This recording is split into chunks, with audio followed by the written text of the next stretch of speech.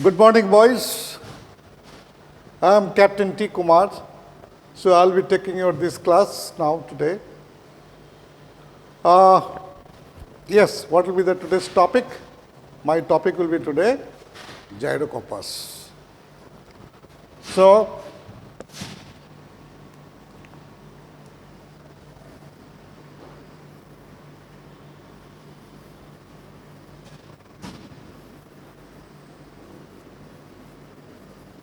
Gyrocompass. So to understand the gyrocompass, you need to know the theory of it. You might have seen the gyrocompass, that is modern ships. It is located just below the steering panel, isn't it? But the gyrocompass which is in your syllabus, that's a very old gyrocompass. That's Perry Mark IV. And that old gyrocompass used to be just a single rotor type, and with the advancement of technology, that gyrocompass is shifted from the main deck to the distinguisher bridge. But whatever it is, all gyrocompass works on the principle of free gyroscope. So you need to know today's class what is free gyroscope. Free gyroscope is that, say,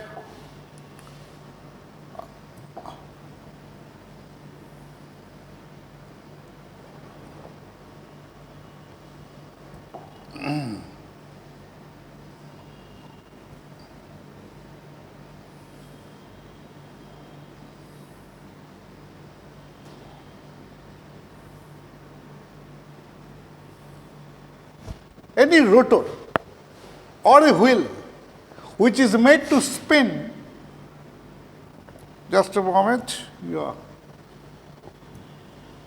which is made to spin about this axis, then the gyro axis will keep on pointing where?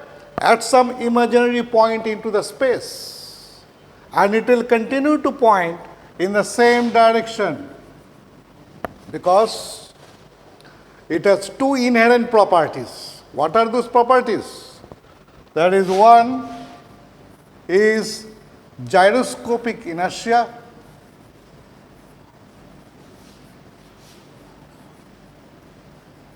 and number two is the precision.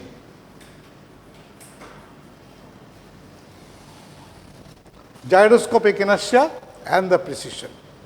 What is gyroscopic inertia? Gyroscopic inertia is that same thing what I am talking about, same rotor or the wheel which is made to spin about the axis will keep on pointing at some imaginary point into the space. If some force is applied, then what happens? It will offer opposition.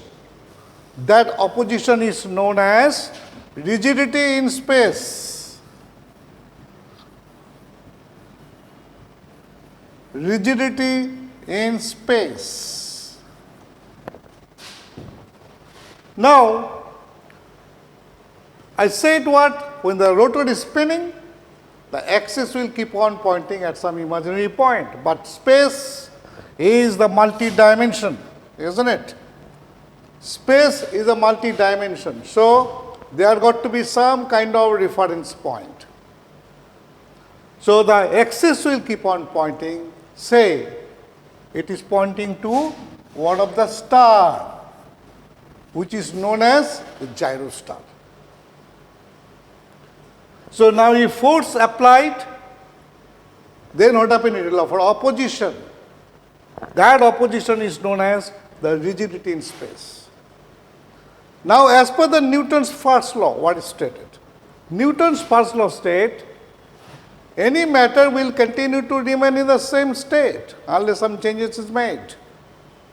So in this case, when it is made to spin above the axis, it will continue to point in the same direction.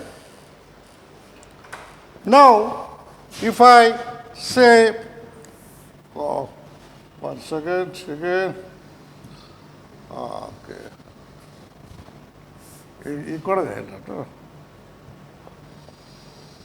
Okay, ठीक है, no problem.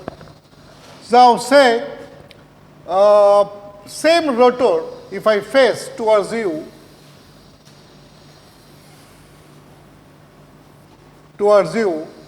and say this is the point of the axis, and the rotor in the outer periphery, if you take a single particle, say m, and which is also rotating, and you got a linear velocity, say v, and the distance of the particle is say r, right? So the momentum of the particle will be how much?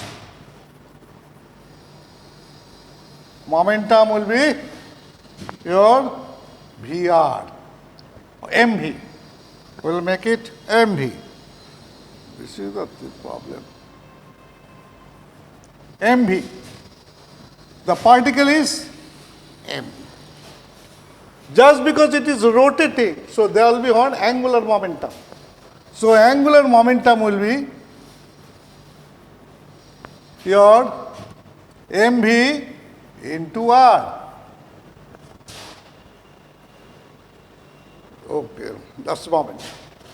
Yeah, that will be nice. mv into r. Now this v is the linear velocity, but it is spinning, so there will be an angular velocity too. So take it as this is the angular velocity, which is omega. So angular momentum will be then m into omega r into r. So that will be m r squared into omega. And what is m r squared? It is the moment of inertia. So you take it as moment of inertia, so I into omega. You can remember very easily by quoting this as ease. I is the moment of inertia and S is the spin rate.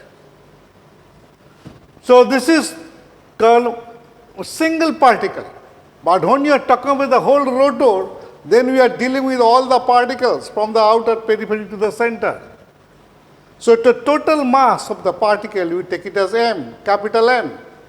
So this gyroscopic inertia, from this you can see that it depends upon what? Mass, size, and what? The spin rate. So that means gyroscopic inertia varies with mass, your omega, that is the spin rate, and that is called gyration point, something called gyration point. Gyration point will be lying somewhere from the center. Because here what happened, the r is the distance of the single particle. But when you are talking about the whole rotor, that means what? All the particles which are acting at about some point from the center, which is known as the gyration point. Gyration point. That gyration point is denoted as k. So m omega k square. So that means what? This is the gyroscopic inertia. This is what you are talking about, gyroscopic inertia, that depends upon the mass of the rotor and the spin rate of the rotor and the size of the rotor. So now I hope this thing you understood. What is gyroscopic inertia? I am not going into details. Now next we talk about the precession part. What is precession? Yes. As I said, this rotor, when it is made to spin about the axis, it will continue to point in the same direction, even if the supporting base of the rotor is turned in whichever direction. Right? Now, if some force is applied, then what happens? It will start behaving like a seesaw. Okay, assume that it is not rotating, it is in horizontal. So now what happens? If you apply a force, it will behave like a seesaw. But when it is rotating, then what happens? Yes, it will have a tendency to behave like a seesaw. But the thing is that it has to precess in order to meet the Newton's first law. Here what happens? This gyroscope, here you have, this is the spin axis, and this is the horizontal axis, and this is the vertical axis. So it has freedom in movement in all three planes. You see, all three planes, right? So now, if some force is applied, say I am applying a force here.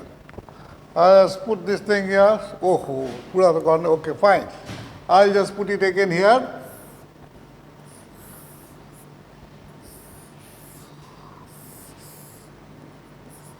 So it is pointing to the gyrostar. So now what happened? It has horizontal axis, and then it has the vertical axis, and this is the spin axis.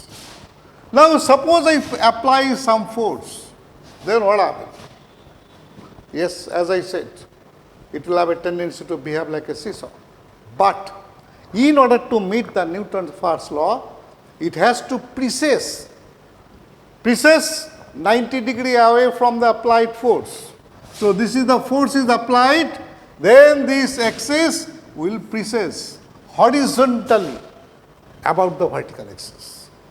Similarly, if some force is applied horizontally about the vertical axis, this is also force which is applied, then the gyro axis will precess vertically up and down above the horizontal axis.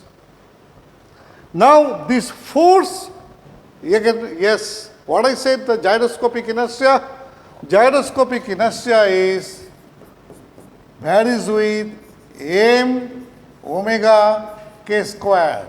That is what is done. Now this force when it is applied, if it exceeds the rigidity in space, then what happens? Then it will precess. But what will be the rate of precision? Rate of precision, yes, this is the precision that varies with F. More force is applied, greater rate of precision.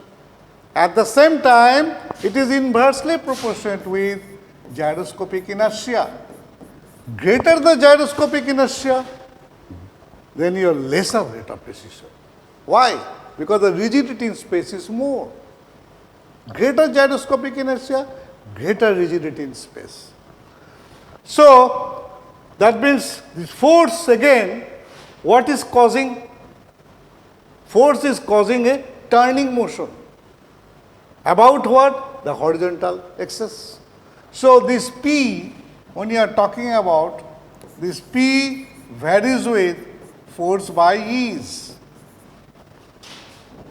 But the force which is causing a turning motion, that force is converted into what? Is a torque. So, P equal to torque by ease. P equal to torque by ease. Right. So, now you see when the force is applied, it is trying to behave like a seesaw, and then what happens is precessing.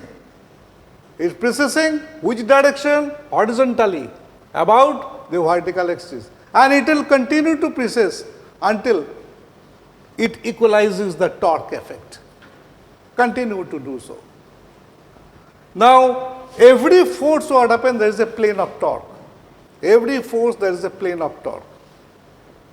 Now, what you see here, that precision force which is applied at the same time when the gyro axis is pointing to a gyrostar, so there is a force which is the directing force which is created because of the gyroscopic inertia pointing to the star.